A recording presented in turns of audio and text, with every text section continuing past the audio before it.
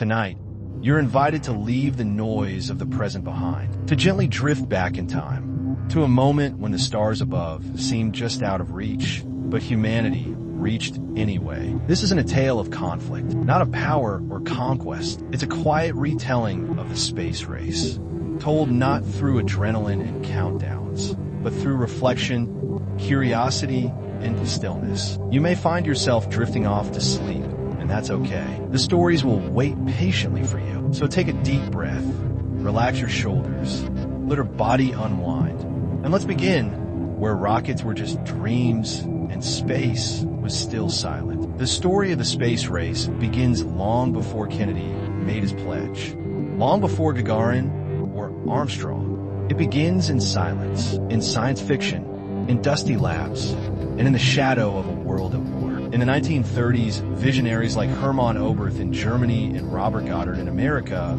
were quietly experimenting with rockets. They believed humans could one day escape Earth's gravity. At the time, most people laughed at the idea. Space travel?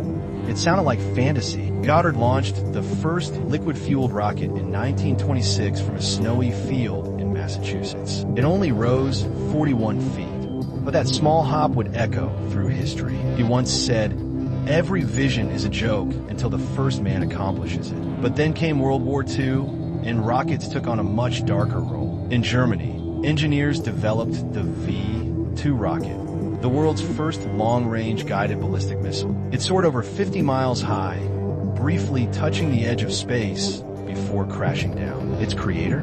A brilliant young engineer named Wernher von Braun. He dreamed of spaceflight, but his work was used for war. As the war ended in 1945, both the United States and the Soviet Union scrambled to capture German scientists and technology. This secret effort was called Operation Paperclip. Von Braun and hundreds of his colleagues were quietly relocated to America.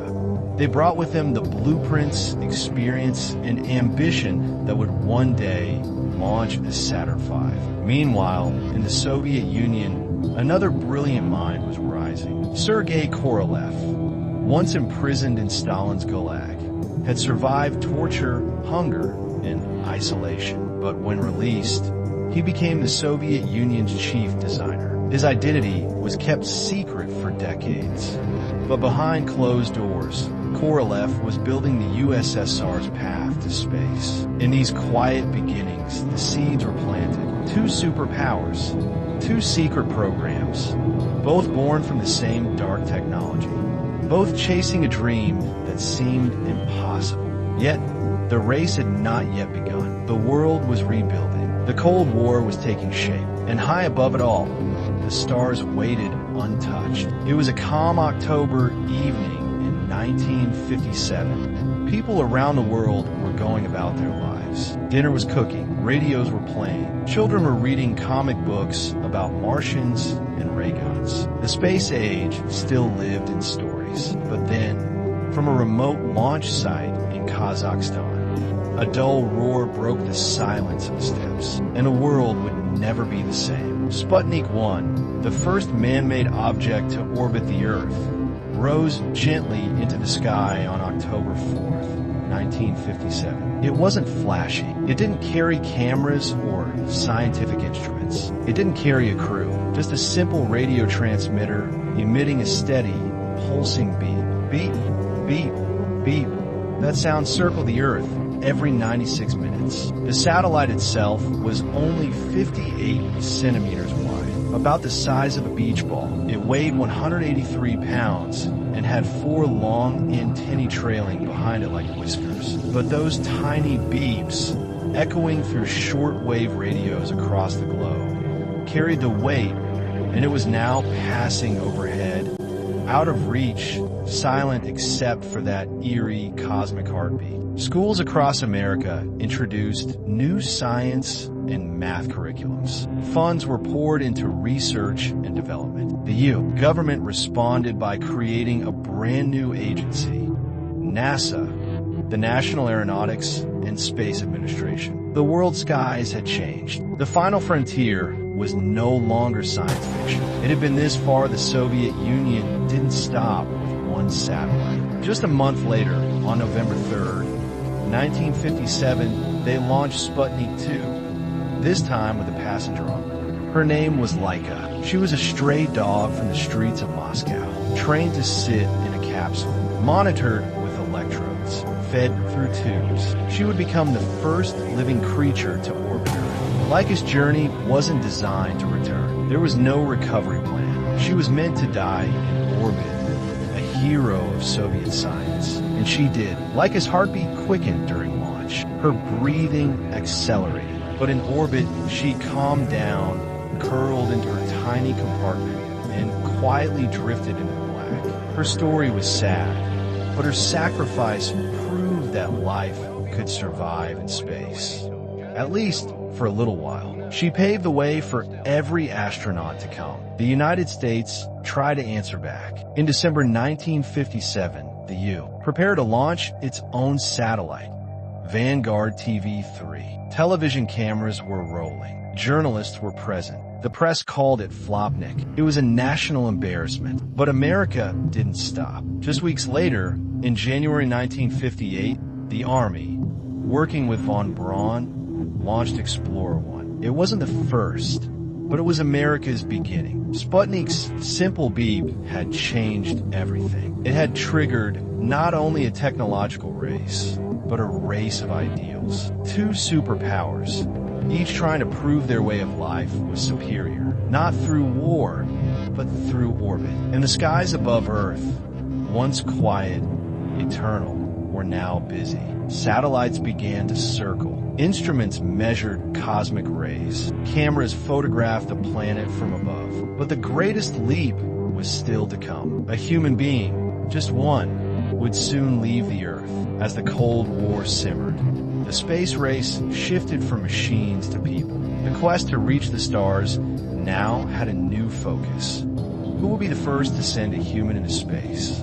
The Soviet Union, already ahead in sending robotic satellites and animals into orbit, was poised to take the next step. In 1957, the USSR launched Sputnik 2 with Laika aboard, the first living being to orbit Earth. But Laika's mission was tragic. Her death in orbit was a reminder of how little humanity understood about space's harshness. Yet, her flight laid the foundation for what was to come. On April 12, 1961, the Soviet Union made history. A single human being took flight, not on a high-tech spacecraft, but in a small, spherical capsule named Vostok 1. And that human was Yuri Gagarin. The world watched in awe as Gagarin became the first person to journey into outer space. But Gagarin wasn't the first to try.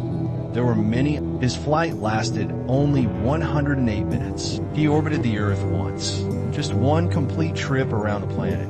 Yet it felt like a lifetime. From that moment, space had a human face. Yuri Gagarin became a symbol of Soviet ingenuity. But it wasn't just a Soviet victory. It was a victory for humanity as a whole. The echoes of Gagarin's flight reverberated far beyond the Iron Curtain. Gagarin's image appeared on posters, stamps, and even children's toys. He was hailed as a hero, the first Earthling to break free of the planet's gravity. And the Soviet Union had beaten the United States to it. But America wouldn't be left behind for long. The American response, Alan Shepard and the freedom of flight. Just 3 weeks after Gagarin's flight, the United States sent its own astronaut into space. On May 5th, 1961, Alan Shepard was launched aboard Freedom 7, America's first manned spaceflight. Shepard's flight was brief, only 15 minutes long. He didn't orbit Earth,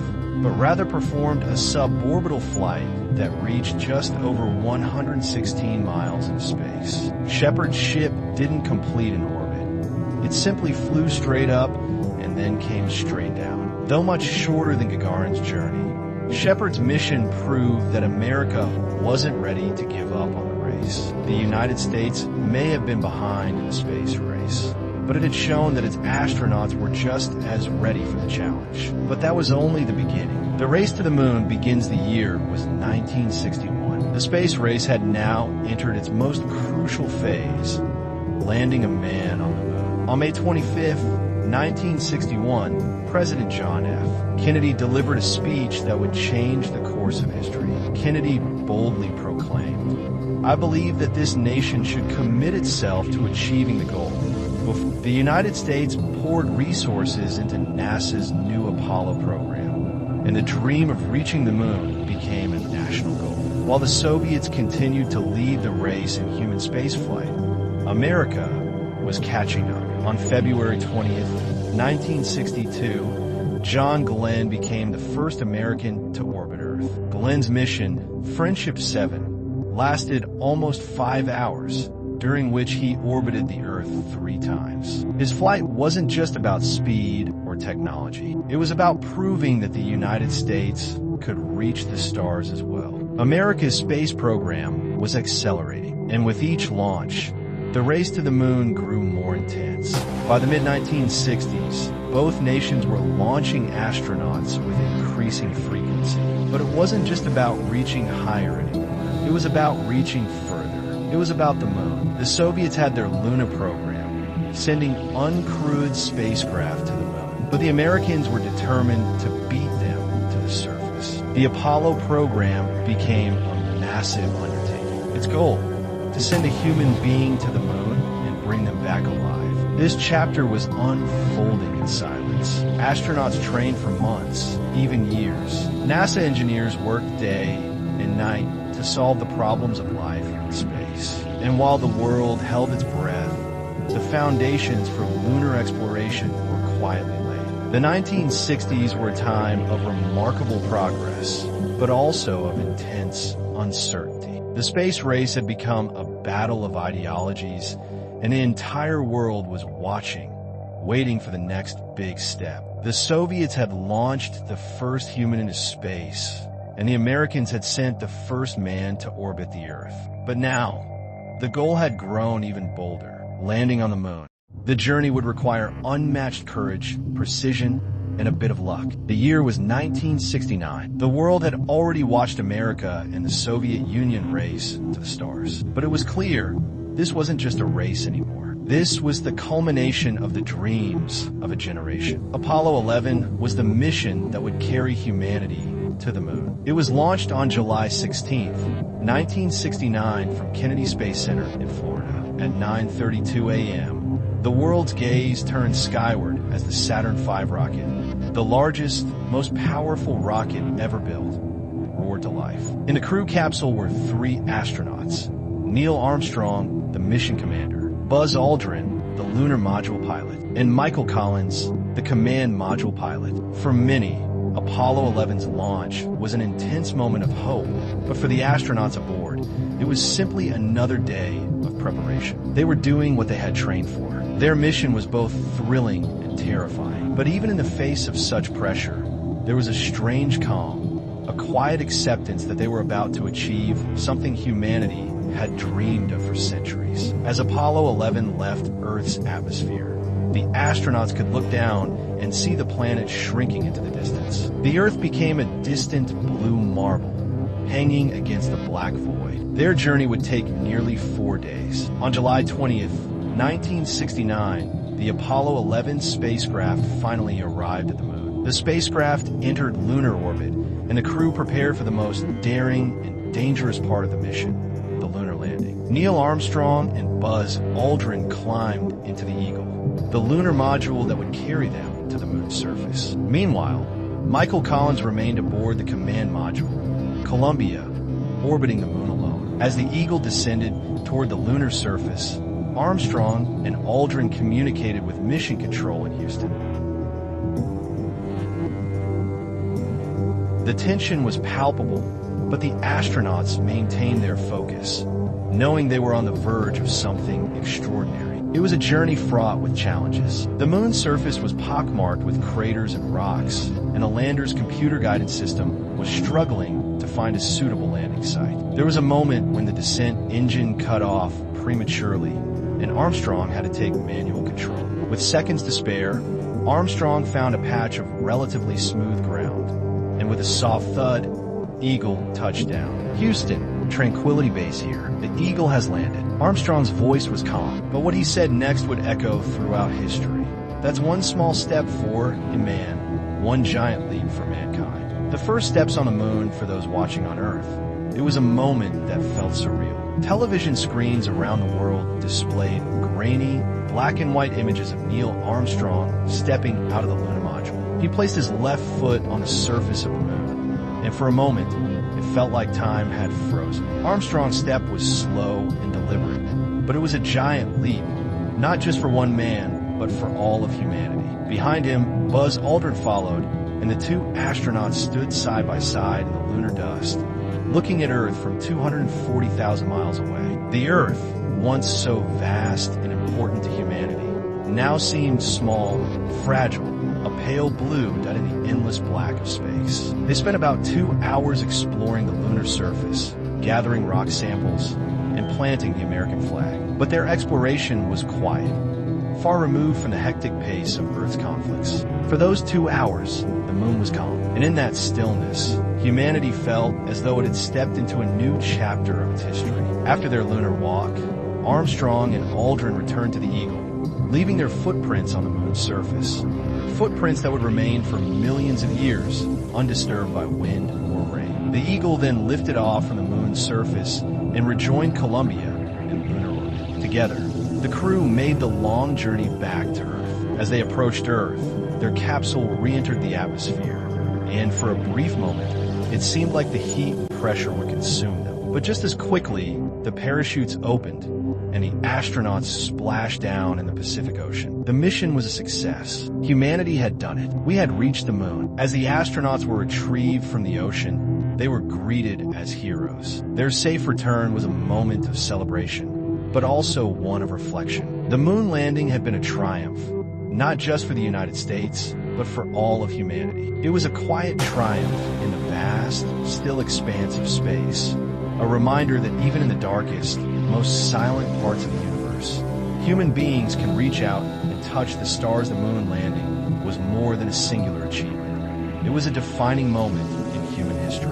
When Apollo 11 set foot on the lunar surface in 1969, the world witnessed a triumph of science, engineering, and courage. But the impact of the Apollo missions went far beyond the immediate thrill of landing on the moon. In the quiet aftermath of the moon landing, humanity's gaze turned back toward Earth. What had the space race really achieved? And how would the legacy of Apollo shape the future? The Apollo missions, culminating in Apollo 11, laid the groundwork for a new era of space exploration. But their influence stretched far beyond the stars. The Apollo program wasn't just about sending humans to the moon. It sparked a technological revolution. To make a moon landing possible, engineers had to create a host of new technologies, many of which would shape the future of both space and everyday life. Computers were one of the greatest innovations. The lunar module and the command module each relied on a computer with far less processing power than a modern smartphone. Yet, these computers, the Apollo Guidance Computers, AGCs, were able to guide astronauts to the moon and back with extraordinary precision. Their design helped pave the way for modern computing, and elements of the AGC software were foundational in the development of future aerospace technology. Additionally, the space suits worn by astronauts were revolutionary. They had to be airtight, regulate temperature, and provide oxygen while protecting astronauts from radiation and micrometeoroids. These suits were prototypes for future space explorations, and their influence can still be seen in modern-day suits designed for space tourists. The Apollo program also gave rise to a number of spin-off technologies that have since become ubiquitous in everyday life. For instance, memory foam, originally developed for astronauts to ensure their comfort during long space missions, became a staple in mattresses and pillows worldwide. The technology for solar panels, used on spacecraft to provide power in the harsh environment of space, was adapted for use on Earth to provide renewable energy. Scratch-resistant lenses and water purification systems were also developed for space missions, but eventually found applications on Earth, enhancing the quality of life for people everywhere. NASA's investments in telecommunications, weather forecasting, and medicine all benefited from the research and development spurred by the Apollo missions. In a sense, The legacy of Apollo can be found in every modern-day technological advance that makes life more comfortable, safe, and connected. Perhaps the most profound legacy of Apollo was its ability to inspire. Neil Armstrong's first step on the moon resonated around the world as a reminder of what humanity can achieve when driven by curiosity, determination, and unity. The Apollo missions have sparked a new generation of scientists, engineers, and explorers. Millions of children who watched the moon landing or followed the progress of the Apollo missions grew up to become scientists, astronauts, and innovators in their own right. The dream of space, once thought of as fantasy, had become tangible. And in the years that followed, many young people pursued careers in science and technology, their hearts fueled by the images of the brave astronauts who stepped onto the lunar surface. The Apollo missions demonstrated that the seemingly impossible could be achieved, and in doing so, they ignited the flame of exploration in the hearts of people around the globe. The Apollo program continued to soar with subsequent missions, including Apollo 12, 14, 15, 16, and 17. Each mission brought new accomplishments, from conducting scientific experiments to bringing back samples that would help scientists understand the moon's composition. But by 1972, Apollo 17 marked the end of humanity's direct exploration of the moon. As Eugene Cernan and Harrison Schmitt climbed back into the lunar module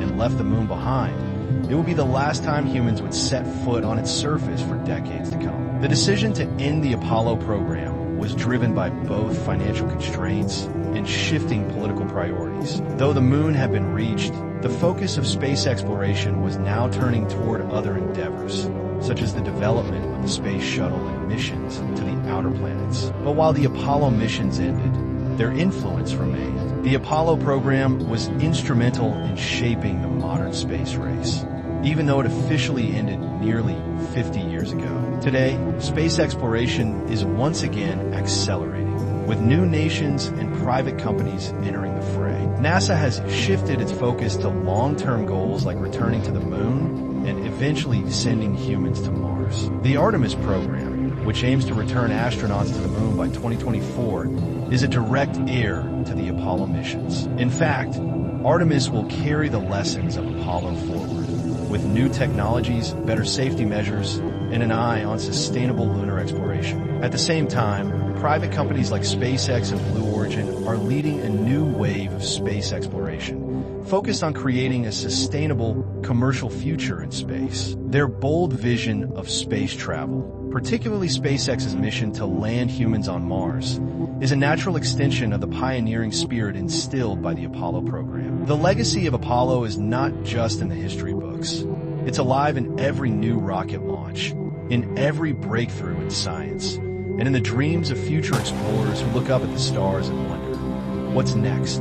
As the world moves forward into the next era of space exploration, the echoes of Apollo will continue to resonate. Those first steps on the moon were more than just a moment. They were the foundation of our future in space. The giant leap for mankind was only the beginning. For now, as we sit on the cusp of new frontiers, we can look back and reflect. We have touched the moon, and with the legacy of Apollo still guiding us, there's no telling where we will go next. The modern space age and the future of humanity in space, the history of space exploration, is rich with monumental achievements, from the first launch of Sputnik to the historic Apollo moon landings. But as humanity stands on the threshold of a new era of space exploration, we're witnessing a revolution in how we reach the stars. In the wake of the Apollo missions, space exploration shifted from being a government-led endeavor to a dynamic, multifaceted enterprise. Now, private companies, international collaboration, and new technologies are leading the charge. And the future of humanity in space has never looked more promising. While NASA and other government agencies continue to play a crucial role in space exploration, the 21st century has seen a dramatic rise in the involvement of private companies. These companies are not just competitors, they're partners. In an emerging space economy, one of the biggest players in this new age is SpaceX, founded by Elon Musk in 2002. SpaceX's mission was simple but ambitious: to reduce the cost of space travel and make it possible for humans to live on other planets, particularly Mars. With the Falcon 1, Falcon 9, and the revolutionary Starship, SpaceX has already made significant strides in reducing the cost of launching payloads into space. The company has also brought reusable rocket technology to the forefront, a game changer for the industry. In 2020, SpaceX made history again by becoming the first private company to send astronauts to the International Space Station, ISS, aboard the Crew Dragon spacecraft. The success of this mission, alongside its regular satellite launches and ambitious plans for Mars colonization, marks a significant step toward commercial space travel. But SpaceX is far from alone. Companies like Blue Origin, founded by Amazon's Jeff Bezos, and Virgin Galactic, founded by Richard Branson, are all vying to make space tourism a reality. Blue Origin has made headlines with its New Shepard rocket and its plans to develop the Blue Moon Lander, which aims to be part of future lunar exploration missions. Meanwhile, Virgin Galactic has already conducted several successful test flights, bringing suborbital space tourism closer to reality than ever before. While the space race was initially defined by fierce competition between nations, today's space missions often involve international cooperation. The International Space Station, ISS, is perhaps the best example of this collaboration. Launched in 1998, the ISS is a partnership between NASA, Roscosmos, Russia's space agency, JAXA, Japan, ESA, Europe, and CSA, Canada. For over 2 decades, the ISS has served as a microgravity laboratory, a platform for scientific research that has led to numerous advancements in fields ranging from medicine to material science.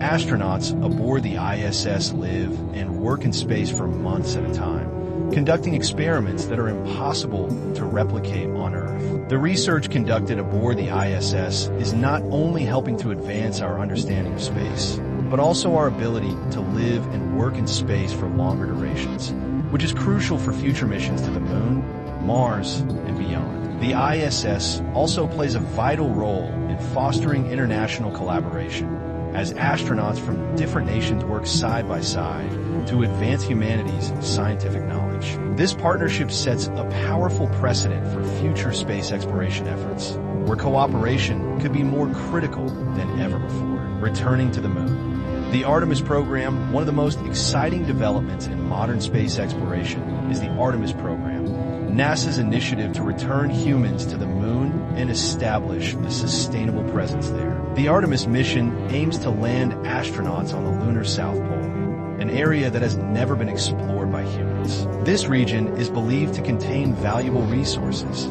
such as water ice, which could be used to support future missions to Mars and beyond. By the mid-2020s, NASA hopes to send the first woman and the next man to the Moon, paving the way for long-term lunar exploration and scientific discovery. In addition to landing astronauts, Artemis will help establish a lunar gateway, a space station orbiting the Moon that will serve as a hub for missions to the lunar surface and beyond. The program is a critical stepping stone toward NASA's Mars goals, as scientists and engineers continue to study the Moon's environment to help prepare for the challenges of deep space exploration. While the Moon is the next target for human exploration, it's the red planet that has captured the imagination of explorers, scientists, and dreamers alike. Mars has long been a target of scientific interest, as it's the most Earth-like planet in our solar system. Its surface features, atmosphere, and potential for past life make it an intriguing destination. In recent years,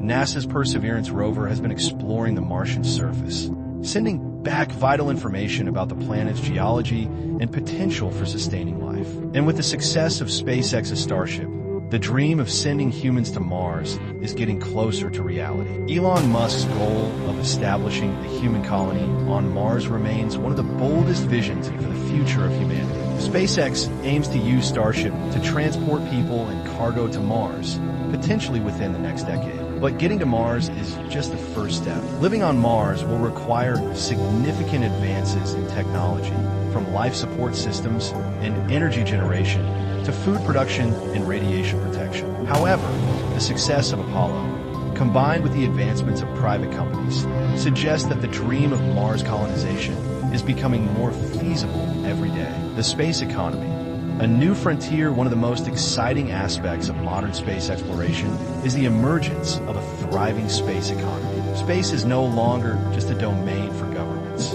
Companies are entering the fray, contributing to the development of new technologies, services, and industries. The rise of satellite internet providers like Starlink, SpaceX, is just one example of how private companies are revolutionizing the space industry. With more than 1,000 satellites in orbit, Starlink aims to provide global broadband coverage, especially in remote areas. The mining of asteroids for valuable resources like platinum and rare earth metals is another exciting possibility, with companies like Planetary Resources and Deep Space Industries planning to extract resources from near-Earth asteroids. And while space tourism is still in its infancy, the commercial space industry is poised for explosive growth, with companies like Virgin Galactic and Blue Origin working to bring private citizens into space. The space economy offers new opportunities for innovation, job creation, and international collaboration. It also opens the door for future generations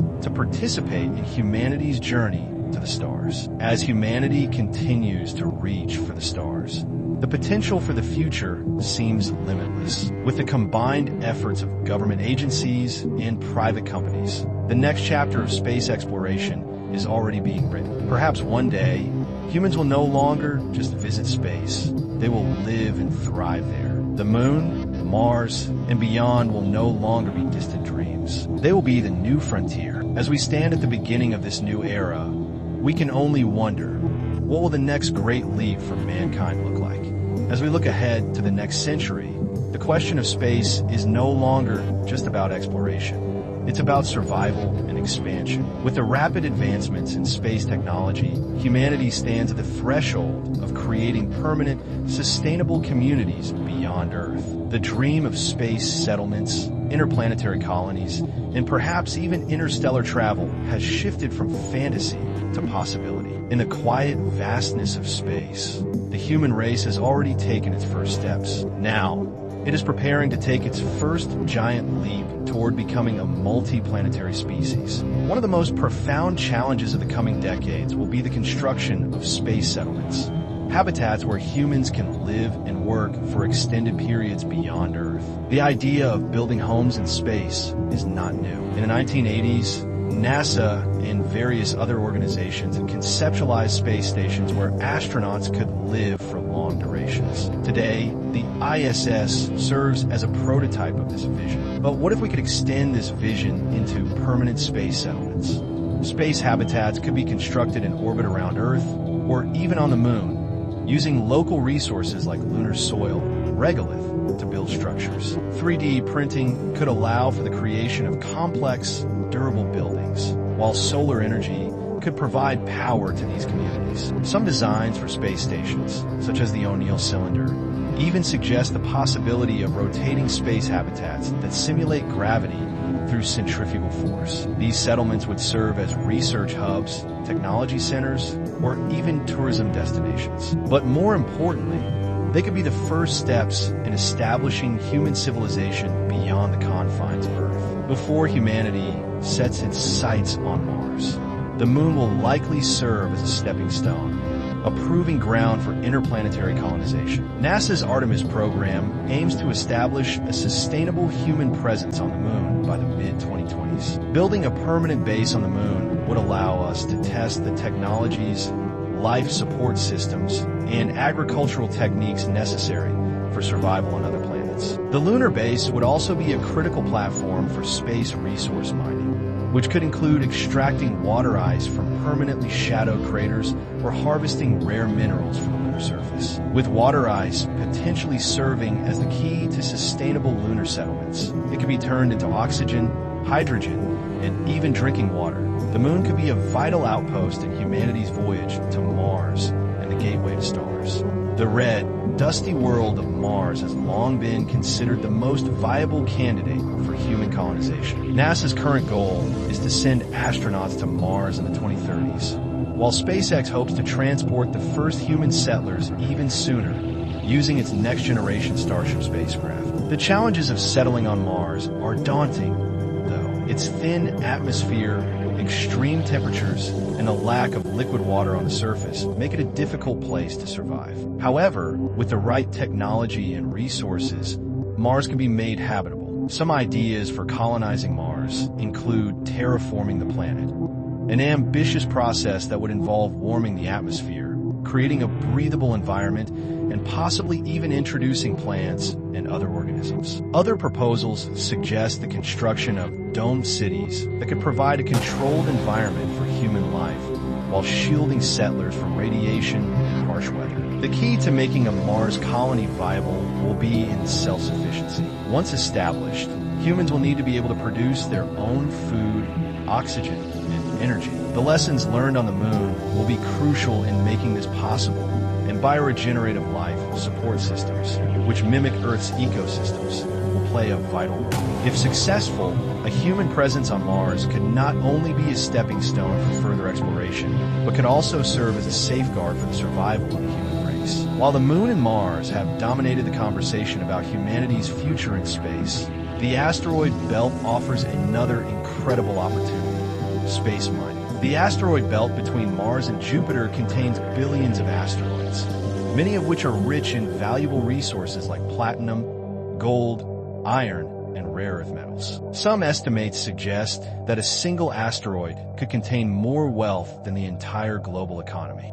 Asteroid mining could provide resources for building space habitats, fueling future missions, and even constructing giant space structures. Innovative companies like Planetary Resources and Deep Space Industries are already working on technologies to extract resources from asteroids, and NASA's OSIRIS-RX mission has even collected samples from an asteroid to help scientists better understand the materials found in these celestial objects. Mining asteroids could also allow humanity to build structures in space that are too large to be constructed on Earth, like solar power satellites that beam energy back to Earth or massive space habitats capable of supporting entire communities. While the idea of interstellar travel seems like science fiction today, the potential is on the horizon. Humanity's ultimate goal could one day be to reach other star systems and explore the vast reaches of the Milky Way. Technologies like nuclear fusion and antimatter propulsion may one day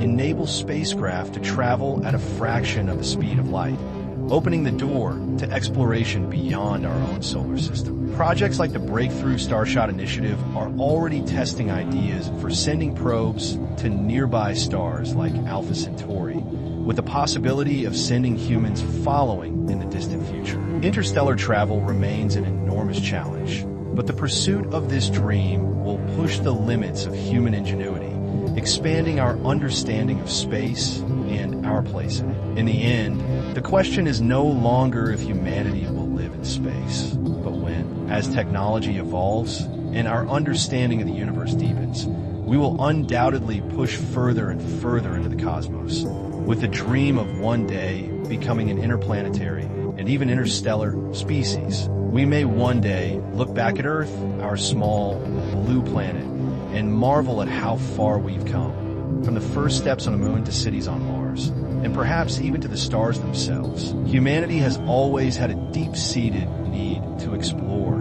to discover, to understand the mysteries of the universe. And the future of space exploration holds the promise of fulfilling that need, opening new frontiers and inspiring new generations of explorers. The ultimate frontier is within reach, and the journey is just beginning. With every new step we take into the stars, the adventure continues. The moon, Mars, and the distant galaxies are waiting for us, and the future promises even greater challenges and discoveries. Humanity's journey is far from over. It's only just begun. I am Ryan, and thanks for watching For All Mankind.